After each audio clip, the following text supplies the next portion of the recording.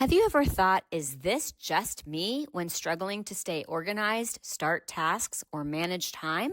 For those of us over 50, these challenges might not be just aging. They could be ADHD hiding in plain sight for decades. I'm Jami Shapiro, host of Grandma Has ADHD, and I'm building a community where your experiences matter. Whether you're diagnosed, questioning, or simply curious, you're not alone. Our Facebook group is filled with vibrant, understanding people over 50 who share their stories, strategies, and yes, even their struggles, with plenty of laughter along the way. Ready to find your people? Join our growing Grandma Has ADHD Facebook community. Please like and subscribe to the podcast wherever you listen and share it with someone who might need to hear they're not alone, because ADHD doesn't have an age limit and neither does understanding yourself better. Together, we're changing the conversation about ADHD after 50. Come be part of the story. Hi, and welcome to the latest episode of Grandma Has ADHD. You might notice that I've got a different screen behind me, and that's because we had to move away from my normal podcast platform and pivot to Zoom. I love having ADHD because I am able to think quickly and pivot. And I also feel very strongly that perfect is the enemy of done.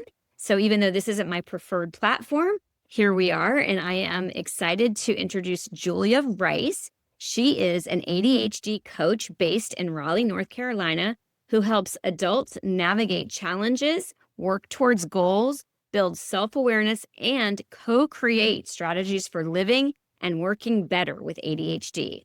While many of her clients are entrepreneurs, leaders, and driven professionals, Julia has a passion for people and their whole complex lives, and works with adults across all life stages. Having ADHD herself, her greatest joy is in holding supportive space and providing thoughtful partnership for fellow neurodivergent folks and others. She coaches with versatility, creativity, warmth, enthusiasm, humor, authenticity, and curiosity. Before coaching full-time, Julia worked in a director of leadership development, program management, design education, and organizational strategy with a mental health counseling approach.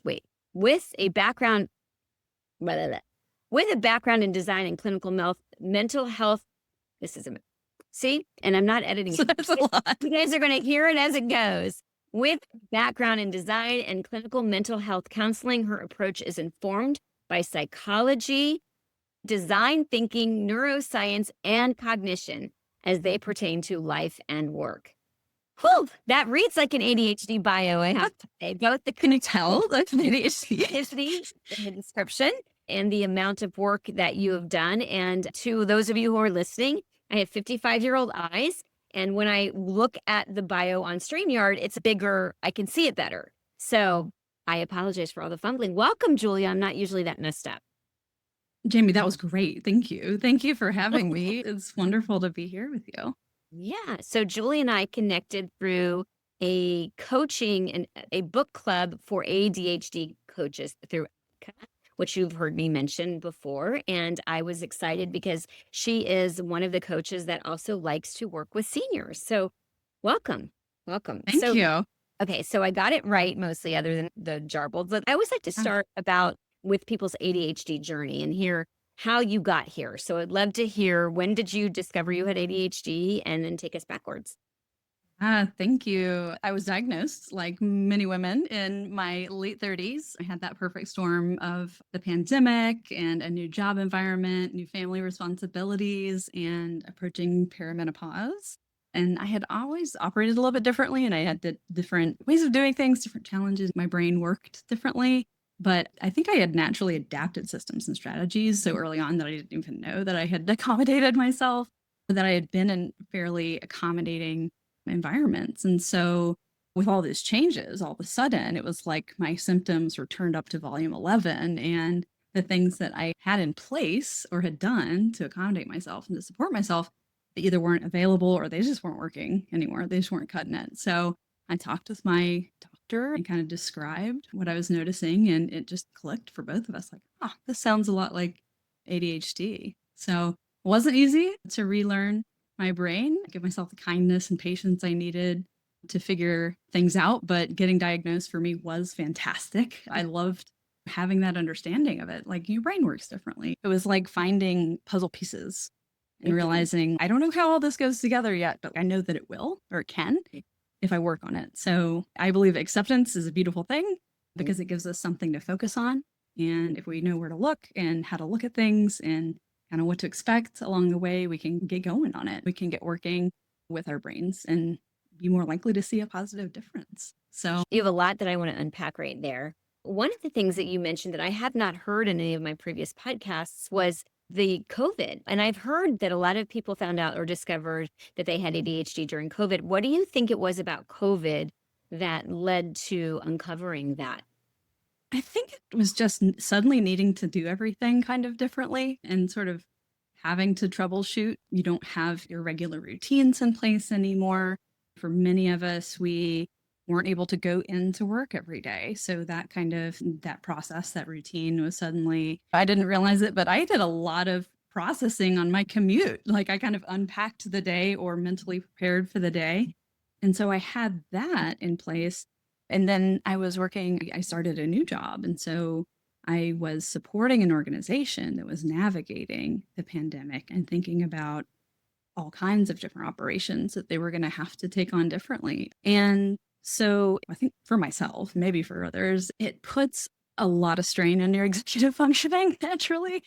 And it may be more of a challenge all of a sudden. So I can't speak for everybody, but that's my answer in a nutshell. I had other epiphanies during COVID, but I will tell you the way that you described the puzzle, I felt like I was getting a playbook to my life. And I have to tell you, one of the things that I love about having ADHD is that we tend to be very curious and we're constant learners. And just this morning, I heard about sleeping in the T-Rex position. Have you heard of this before?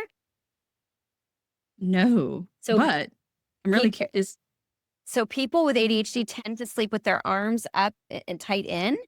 And so that there can be a lot of wrist tension. Doing this? I don't know about that. I don't do that I'm aware of, but I definitely sleep like bundled in. And I'm like, oh, a new one that I just learned. So it's just uncovering and unraveling. And I think that's sort of what's happening in real time for so many people who I'm actually recording the podcast in my 17-year-old daughter's room because it's where I get good internet reception. She is in here now, but we just discovered her ADHD a couple of months ago. So that's exciting. Even I knew that my oldest child had it. It looks very different on my 17-year-old. But anyway, so thank you for sharing that story. So how about your childhood? Do you see any connection to ADHD as a child?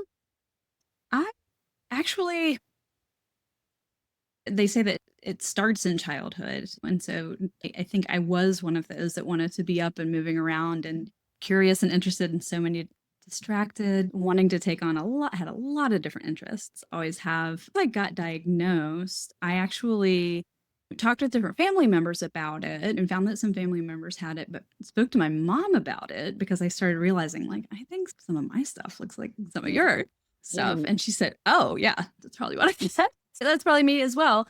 But also, so she had been a fourth grade teacher for like over 30 years. And so she had that impression of ADHD was that classic stereotype that it looks like a little boy who can't sit still in the classroom is running around. And she just had not ever gotten exposed to like all the diversity really that is within ADHD in itself. And so she was kind of like, but I'm smart and capable. How could this be me? And so we talked about it, that it looks different on everybody that has it. And it also, there's different combinations, lots of different kinds of symptoms that aren't even in the DSM maybe, and they're expressed differently for different people.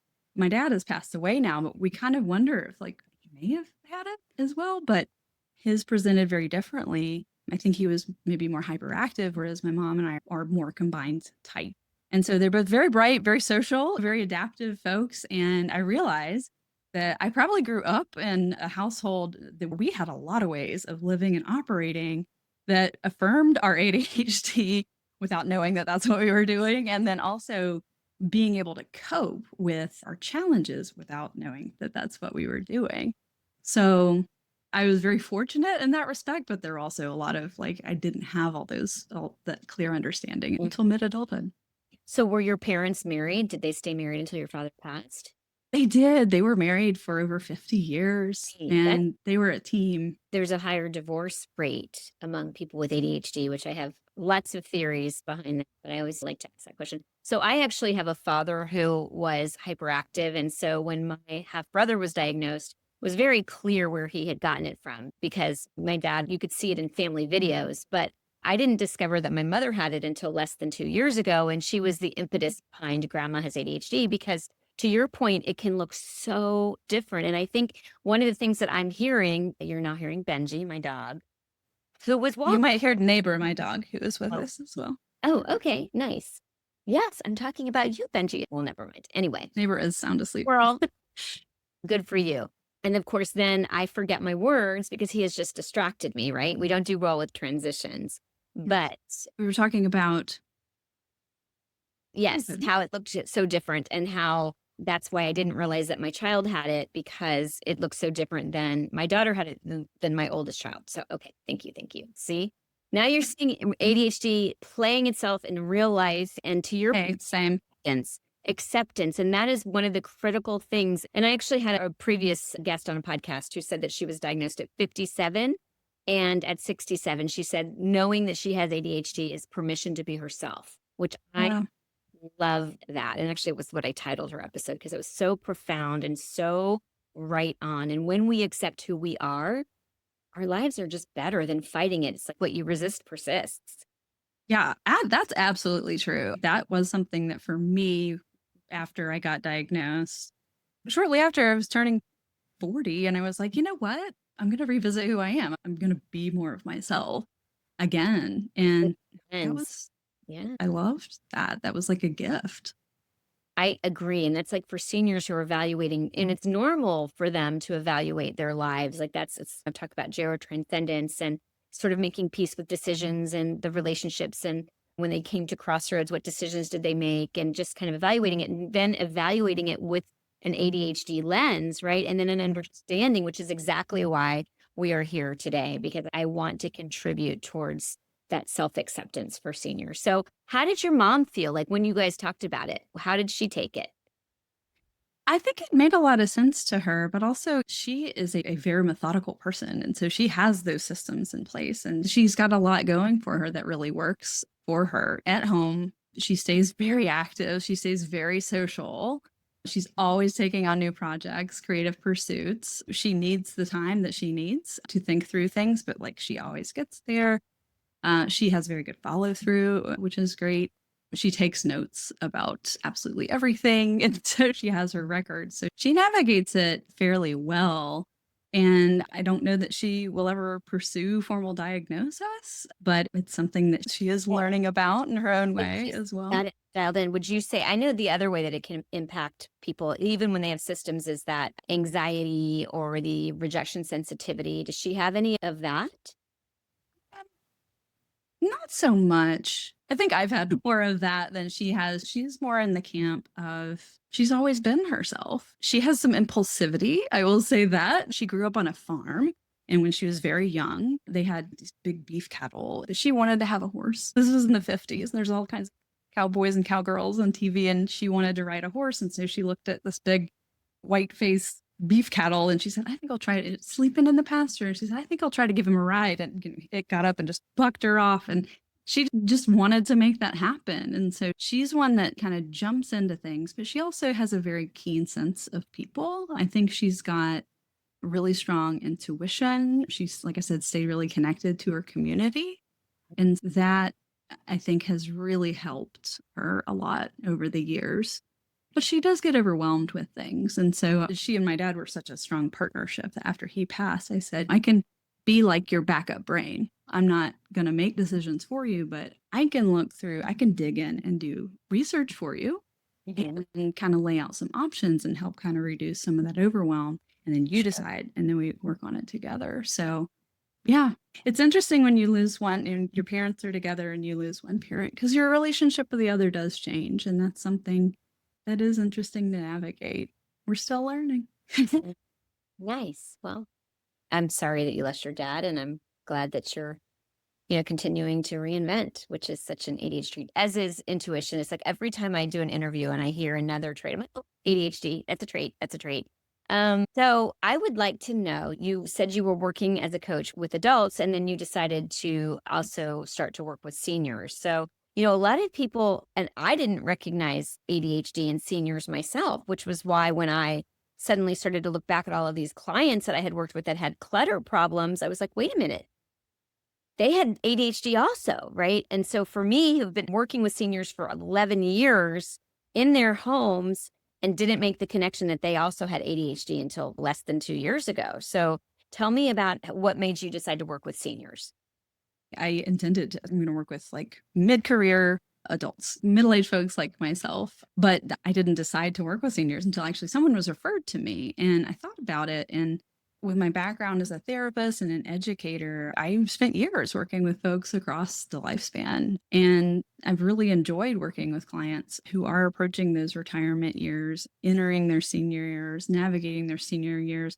I'm also an only child of older adults. And so when you are an only child, you kind of have a closer relationship with your parents. You're not a peer, but you're a little closer to that. And then, so I was a little bit more tuned into their aging early on and taking the role of supporting them as they got older. And so, like I said, when I started my coaching practice, I tell you to set your focus. And so I said, okay, I'm going to work with middle-aged folks, middle-aged adults.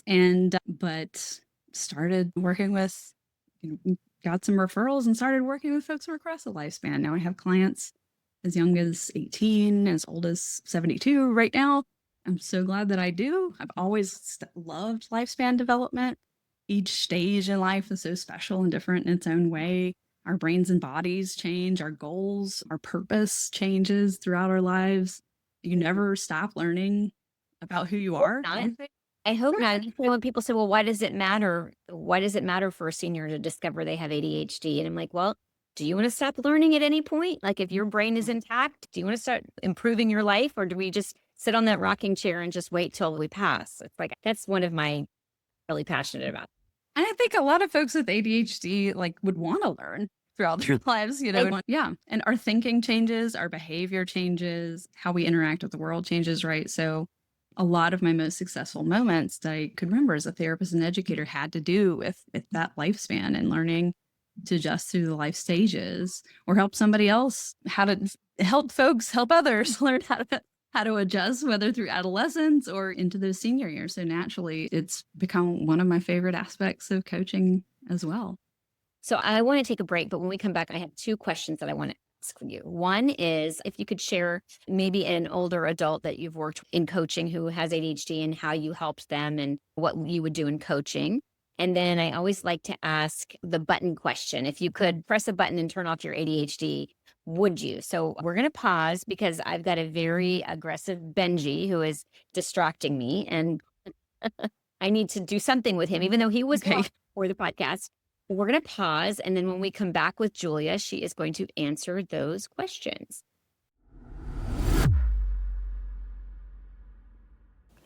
Are you tired of feeling like you can't get it together? Struggling with clutter that overwhelms you despite your best efforts?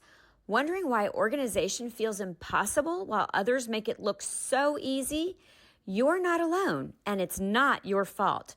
Hi, I'm Jami Shapiro, host of the Grandma Has ADHD podcast, and I understand exactly what you're going through. I combine my years of hands-on work as founder of Silver Linings Transitions, a move management and home organizing company, together with ADHD coach training, and help adults 50 and over connect the dots between ADHD and lifelong struggles. Whether you're downsizing, decluttering, or simply trying to create systems that work for your ADHD brain, I provide virtual and in-person coaching for those in the San Diego area. Together, we'll develop practical strategies that honor how your brain actually works, not how you think it should work. Ready to trade shame for understanding? Visit grandmahasadhd.com or call to schedule a discovery session at 760-607-7377 because it's never too late to finally make sense of your story.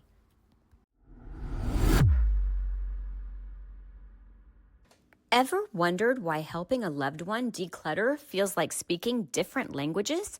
I did, especially with my mom. It wasn't until I founded Silver Linings Transitions, helping San Diego seniors organize and move for over a decade, that I discovered why. We all experience clutter differently, and for those of us with ADHD, it's a whole other world. If you are listening in the San Diego area and feeling stuck with moving, paperwork, photos, or home organization, our team at Silver Linings Transitions gets it. We understand ADHD's unique challenges, and we won't just help you get organized, we'll create sustainable systems that finally stick. Schedule a consultation with our team today at 760-522-1624. That's 760-522-1624, or find us at silverliningstransitions.com. So we are back with Julia, and I have kicked Benji out of the room because even though Julia said she couldn't hear him, for me, it was that little nagging distraction and I couldn't pay full attention to Julia. So when we left for our break, I told you there were two questions I was going to ask. One was, could you describe how working with an older adult as a coach, what their challenges and issues might be and how they might differ from another person that you would work with? Sure. I think if it's a different stage of life, and a lot of my clients, they have never been in coaching before, never been in therapy. Some have been in therapy, but not coaching. And so it's about learning what the difference between the two is, which I know you've talked about some on the podcast.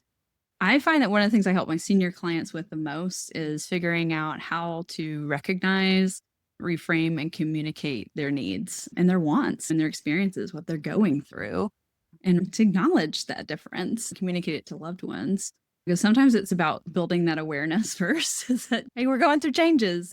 These are some of the things that are going on now. We're so interest-based that sometimes we don't want to have to deal with the ways that we change. But getting comfortable with getting help, with the idea of having some help rather than doing things all ourselves. We don't like to be told what to do. Folks with ADHD, we're go-getters a lot of times, and we can have a really hard time delegating. So figuring out what kind of options we might have. Also exploring how, when we're so wired for that autonomy and wanting to be independent, how getting help can actually support that, right? Because it can mean that we're more easily able to get things done. So if you can kind of get rooted in your strengths and then find folks that are good at other things. I've also have adult clients with ADHD who have aging parents and need to figure out, how do I communicate with them? So they're getting their needs met, but I'm getting my needs met too. And so a lot of times it's working through strategies for that as well, but in natural ADHD fashion. So what I talk with all of my clients about, we really dig into the strengths, which I know that from your training at ADGA, we talk about what are our strengths. And I had a client who I will say worked in a position where she supported a large community, and she was great. She was like a Pied Piper. Everybody loved her, but she, being in charge of this community, had an issue that she had to sort out with a bank. And she was like, Forms. this is Forms. And yeah, forms, allowed to do what, and it was someone who had moved on that no longer, then they wanted to move banks. And she's like, I've got to get this done, but I am paralyzed. So when you said that, I said forms. It's like, it makes your skin crawl, does it not? It makes my skin crawl too. And I will not do something because I have to complete a form. It's something that I want to do, but that form is that, it's that block me. And that's exactly what had been going on with her. She had been putting it off, but she was like, it's hanging over my head and I need to get it done. And so we talked through, and she didn't want to ask anybody for help. And I said, when you go into that bank, whoever's there, I bet they're pretty good at working with folks that have similar questions, dealing with this kind of thing. I think, what if you just go in and say hey, I'm pretty exasperated by this. Maybe this is kind of a doozy and I'm hoping you can help me.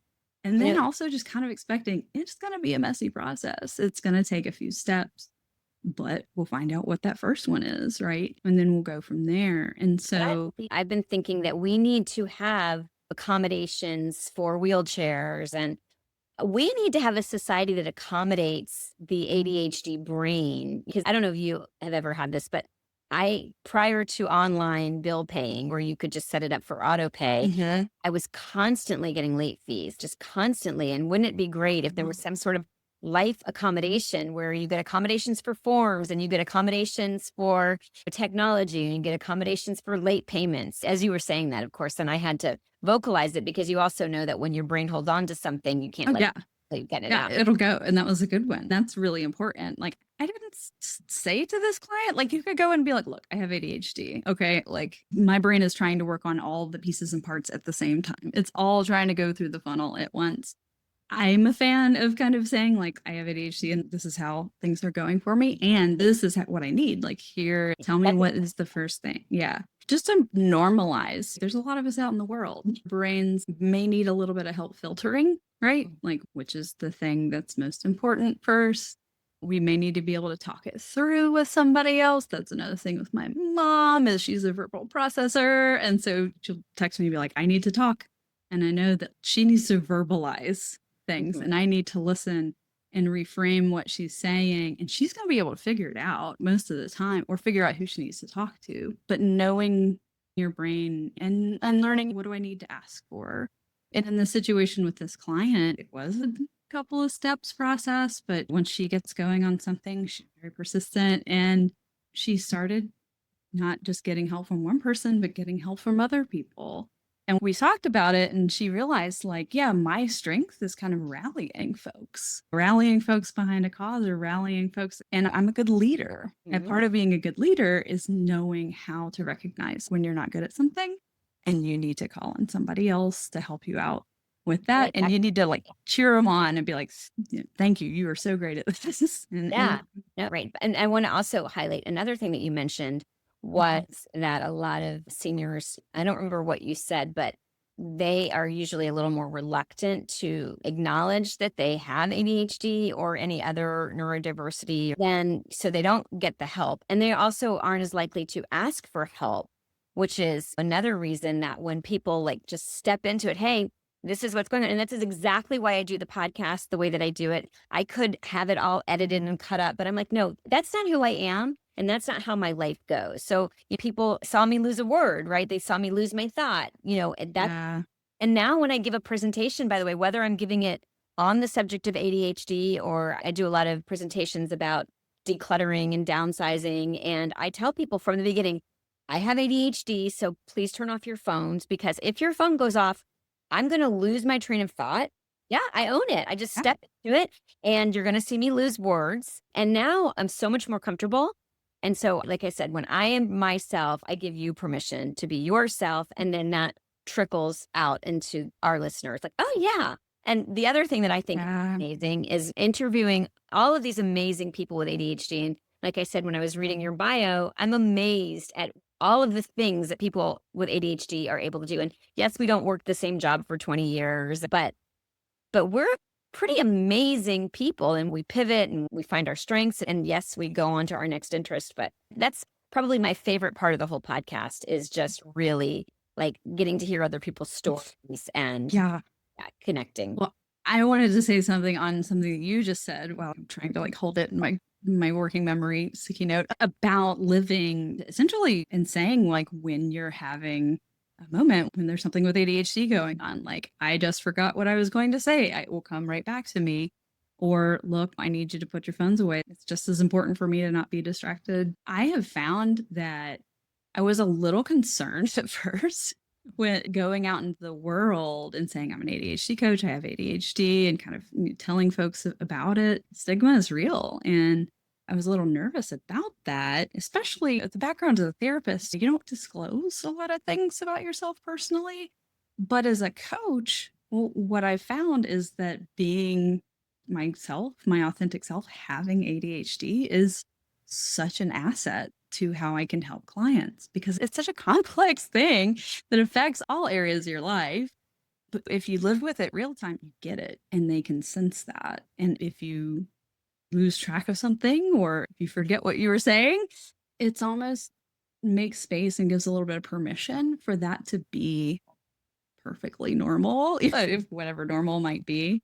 And I've also found like going out into the world in different business environments and other leadership environments. When I introduce myself as an ADHD coach, I meet so many people. They're like, oh my God, I have ADHD. And I think to myself, you would never be telling anybody that in this networking event or business function had someone not said, this is what I do. So I just appreciate you saying that because I love moving through the world in that way as And well. I will say that I can't even imagine going to an ADHD coach who didn't understand how it feels, right? Like, so if you're not watching and you're listening, Julie's eyes just like got super bit. It's because our brains Yeah. wired differently. I don't like the word disorder because we're just wired differently. I Yeah. went back to another thing that you said because it's something that I really struggle with, and I apologize now. I do tend to cut people off a lot, and it's because either I'm really excited and I'm like, oh, I've got to share this, I get it. or I'm going to forget if I don't put it out. Like I happen to be, as we're sitting here taking notes, but I can't do that in normal conversations otherwise, right? So how do you put a sticky note on something? I would love to know what your tip is. I'm not sure I have a great tip. Yeah. Well, you just said one. Actually, I usually have a notepad and a pen everywhere I go. I process really well. Taking notes helps me focus. And I tell clients that I work with me, I see clients all over the country virtually. And I say, if you see me looking down here, it's because I'm taking notes. And that is helping me focus on what you're saying, processing, remember things that I want to reflect back to you. And they're all like, oh, yeah, that makes sense. Yeah. So writing, definitely. That I think would be the best one that I can think of. Or it's just that, again, acceptance is a beautiful thing. Like if you can accept, hey, if it's really that great of a thought and I lose it, it'll come back or it won't. But yeah, note taking all day, every day. Nice. Okay. Yeah. So the one thing that you mentioned, and it's such a good segue, you said that you see clients virtually. So one of the things that I like to do when I interview people on the podcast is to let someone who really liked hearing you and connected with you find you so that they can work with you. So that's not going to be the question, but I want to make sure that we get that in. So who do you work with and how do they find you? Julia Rice. Yes, I work with adults mostly. Like I said, my youngest client is 18. The oldest client right now is 72. Focusing on working with adults at the moment. If you would like to get in touch, you can go to my website. It's Julia Rice and Co. That's Julia Rice, ANDCO.com. And there's a form where you can sign up for a free discovery session. So that'll help us set up a call where we can chat. I can clarify more about what coaching is if you need, and we can see if we're a good fit. We can talk about what you might want to work on, what's going on. And I like to really thoroughly inform my clients so that they know what they're getting into and can make that decision. So I will send you some information to look over on your own in your own time. And then if you want to move forward, you'll have some links to do that. So it is internet based, but it's a pretty straightforward process. So yes, juliariceandco.com. That's RICE. RICE. Yes. Okay. All right. So here is the question that I always like to ask people. And then, of course, I'm going to give you the opportunity to tell me anything that I didn't ask that you're like, oh, I wish I had said that. Button. If you could press a button and your ADHD would be gone, would you get rid of it? I don't think so. Like that. Honestly, gut reaction is like, who would I be? But without my ADHD, I would be afraid I would lose too many of the characteristics I like so much about myself, quite honestly. And maybe I wouldn't, but I don't think ADHD is a superpower, but I think there's some really wonderful things about having ADHD too. So I don't think that I would.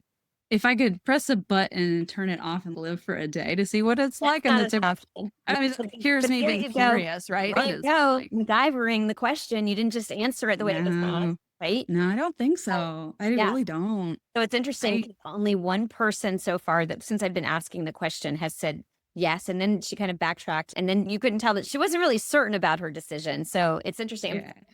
If there are traits that I could get rid of them, right? But that's not the reality of life. Like you get the whole package. I know my boyfriend, we lived together and he would love to like make sure that I'm closing cabinet door and not spilling all the time and not scratching surfaces of really nice pans or whatever. But then he doesn't get the fun, joyful light. It just comes together. Yeah, I agree. Like I think it's a trade-off and I would think I would miss it. And I also lived a lot of my life not even knowing that I had it. I think that is something to be kind of aware of as a coach is folks that are diagnosed younger may have had a different view of their ADHD. And I have clients that they had to kind of relearn what their relationship with their own ADHD was like over time and hopefully kind of build a better relationship with it. But it's too much fun. I think having ADHD, it's tough, but it's fun and we like a challenge, right? We do. What would you say to somebody who's listening to this podcast who is just discovering this ADHD world and, oh my gosh, I've lived my whole life with it. Now what? Mm-hmm. Well, I think the first thing is something that Ned Hallowell says, just don't worry alone. Find somebody to talk to about it. Have somebody that you can bounce ideas off of. So as you learn about your ADHD brain, get a coach who can support you in working through things. That whole thing of having a hard time filtering and having a hard time holding one thought in our head, a coach can help you do those things, right? They can reflect things back to you and bring those thoughts back when it's time to look at them closer. I think a coach can help you with your challenges, but also they can help you recognize your strengths as well and really lean into those. So on that note, find out what your strengths are and lean into them because they will ground you. If something's not your area of expertise, that's okay too. We're all different, got different strengths. I believe that we're here to help each other out as humans. And it's one of the best parts about being human is getting to support each other. So learn about how your brain works, communicate what you need, help your people help you, ask for what you need, but pay attention to what other people need as well. We're really good at getting wrapped up in our own things, our own passions, what we're interested in, what we've got going on. It's easy to overlook how we're affecting other people. So I think it's a really good idea to stay socially connected, find your people, help people share your strengths, and also accept help when areas of it's not your strength, right? And then lastly, I would say be kind to yourself. It's hard to do. We're really good at self-criticism and we probably have heard a lot of judgment over the years. But when you're navigating life with ADHD, it's important to have people in your corner, but also have yourself in your corner. Be in your corner. Don't be the person that's in the ring beating you up. So yeah. I think that's been the number one thing that most people have shared. We've got to learn to be nice to ourselves. Okay. Anything else? Any parting words before we end the episode? Because I wish I had said that, and I don't want this conversation with. I think you and I could probably talk for ages, and this has been so much fun, and I hope we can stay in touch and chat more down the line.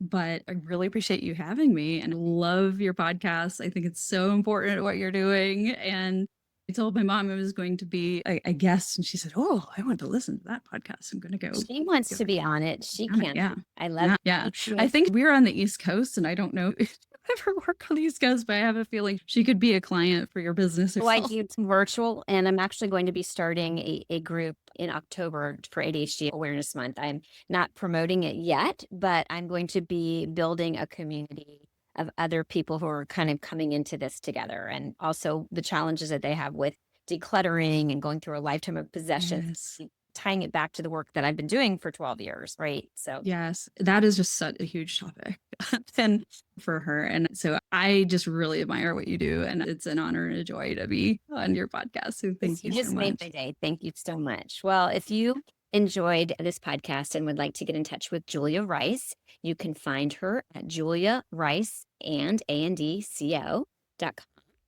And please share this podcast with your friends and family. And join our ADHD, Grandma Has ADHD community. We are new, but again, people are sort of just discovering and coming to this conversation. And I am sure that already I've gotten such great feedback from people who are listening to the podcast and are connecting. And we're just going to keep going from here. So thanks so much for listening, and make the rest of your life the best of your life.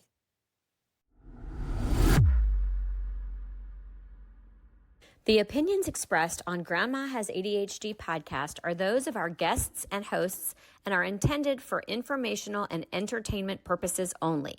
This podcast does not provide medical advice, diagnosis, or treatment. The content discussed in this episode is not a substitute for professional medical advice, diagnosis, or treatment.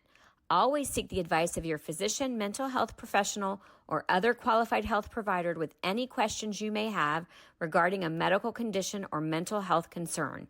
Never disregard professional medical advice or delay in seeking it because of something you have heard on this podcast.